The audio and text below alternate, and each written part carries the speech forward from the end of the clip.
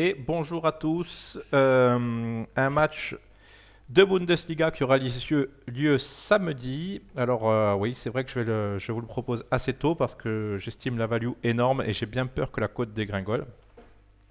Donc le match qui m'intéresse, vous l'avez devant vos yeux, c'est Leipzig face à Paderborn.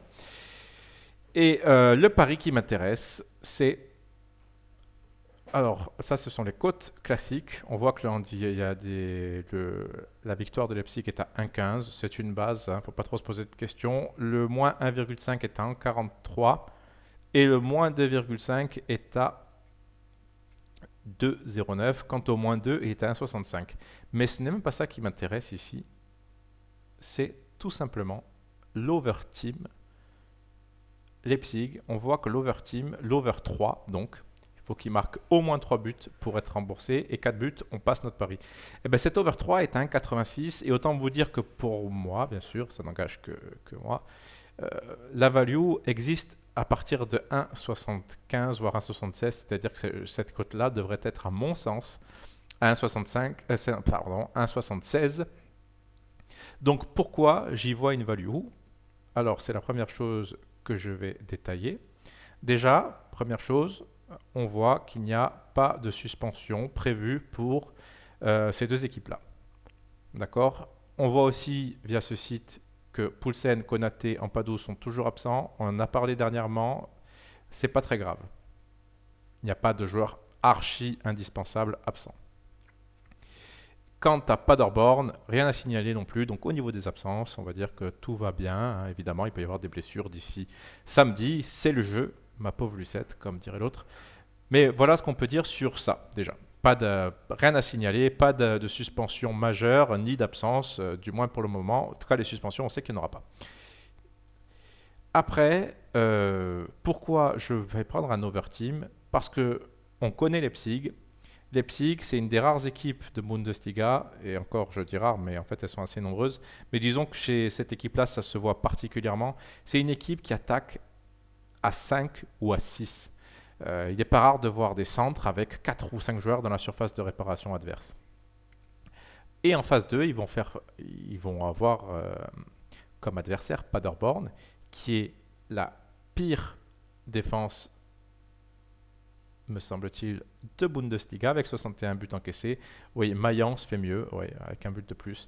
Mais on est quand même dans le top des défenses les plus nulles, entre guillemets, de Bundesliga.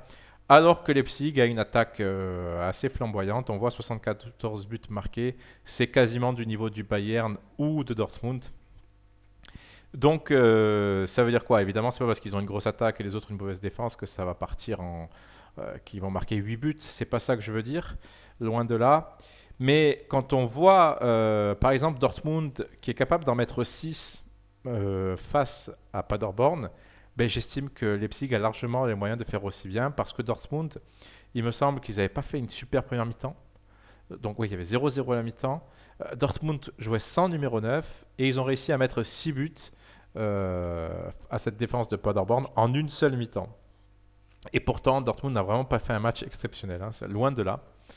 Donc ça veut dire quoi? Ça veut dire que Leipzig, avec un attaquant de pointe, qui sera sans doute Patrick Schick parce que Youssouf Poulsen est blessé, va déjà avoir, par rapport à Dortmund, un point d'ancrage et un 9 de surface, un joueur qui va rester dans la surface de réparation. Alors ça ne veut pas dire qu'ils vont en mettre 6 ou 8, bien entendu, mais ça veut dire que les actions vont être bien plus dangereuses. Parce que, par exemple, Dortmund, certes, ils ont gagné 6-1, mais on a vu pas mal de fois, en première mi-temps notamment, des joueurs arriver dans les 30 derniers mètres et manquer de solutions parce qu'il n'y a personne dans cette surface de réparation, puisque Lucien Favre a refusé de recruter un numéro 9 remplaçant à Haaland. Et bien, très souvent, on voyait que ça tournait et qu'il manquait cette solution en plus. Alors oui, après, par le jeu, Dortmund a réussi, avec des centres en retrait, avec des passes en profondeur. Mais ça, Leipzig est largement capable de le faire aussi. Mais en plus, Leipzig aura un 9. Donc, dans tous les centres que va réaliser Leipzig, il y aura toujours un danger, une présence, on va dire, dans cette surface de réparation.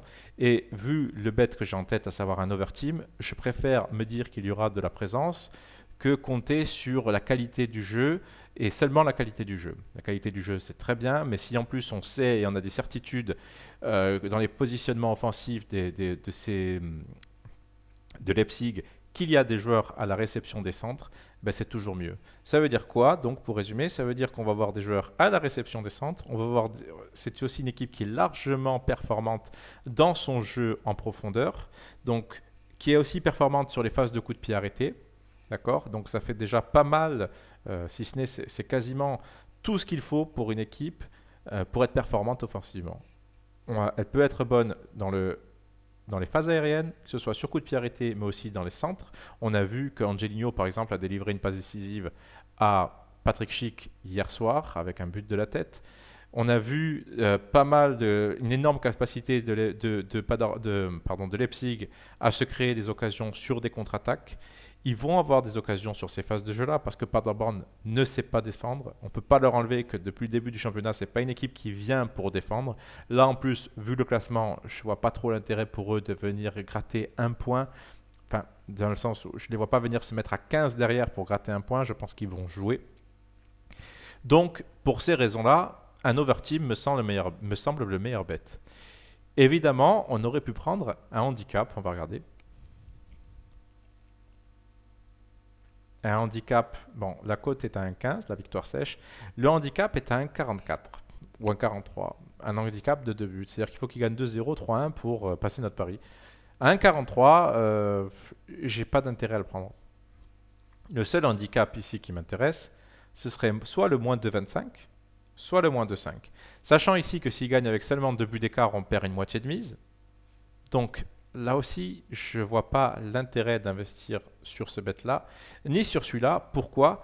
Parce que Paderborn peut arriver à marquer un but.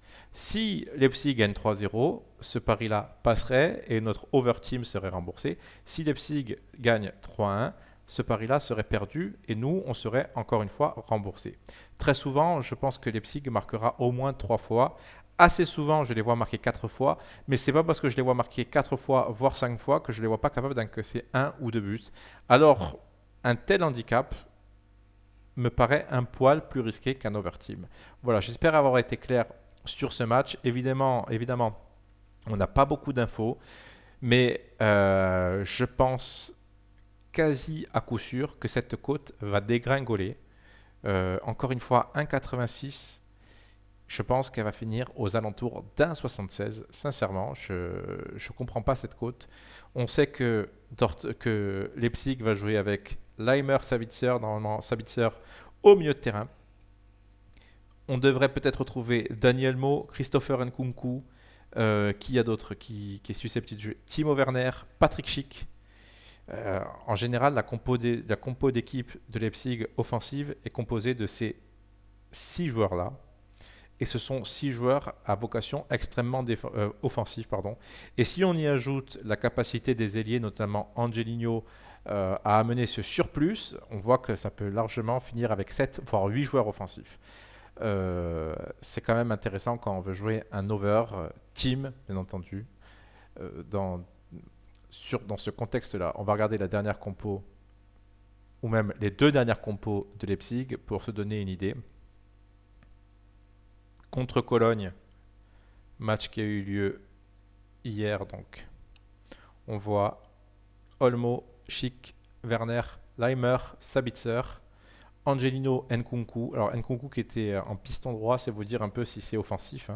Donc 1, 2, 3, 4, 5, 6, 7 joueurs à vocation offensive. C'est énormissime. Regardons encore, on va prendre les 3 derniers matchs. Hop, je vais fermer ça. Je vais regarder face au Hertha.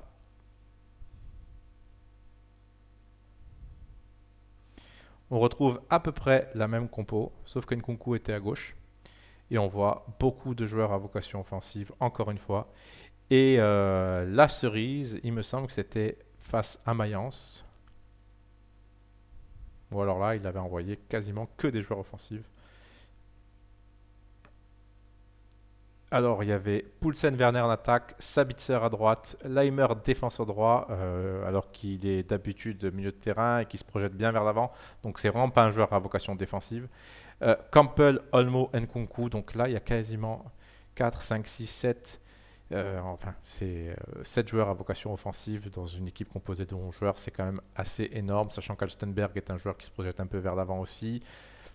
Bref, vous avez compris un peu ce que je pense du match contre Paderborn. Si Leipzig est sérieux, ils vont sans doute s'imposer largement, oui, mais marquer assez souvent, au moins 3 buts. Et je prends le risque d'être remboursé. Et je prends le risque de laisser une cote à 2,05 avec le handicap moins 2,5 parce que s'ils gagnent 3-1, ce qui pourrait arriver un jour sans par exemple, pour eux, eh ben, on perdrait le handicap du moins 2,5 alors qu'on serait remboursé sur l'overteam. Voilà, j'espère avoir été clair. Je vous dis à très bientôt. Et qu'est-ce que je voulais vous dire d'autre? Je vais essayer de lancer un petit challenge live prochainement, partir d'une somme définie, je pense aux alentours de 500 euros, pour essayer de mener cette bankroll le plus haut possible. Et je le commencerai et le finirai, là, on va le commencer sans doute cette semaine, et finir à la fin des championnats ici, donc d'ici un mois et demi, 2 mois, et voir un peu ce que peut rapporter ce live. Je mettrai en place ce challenge et je vous donnerai le lien Telegram pour pouvoir y accéder.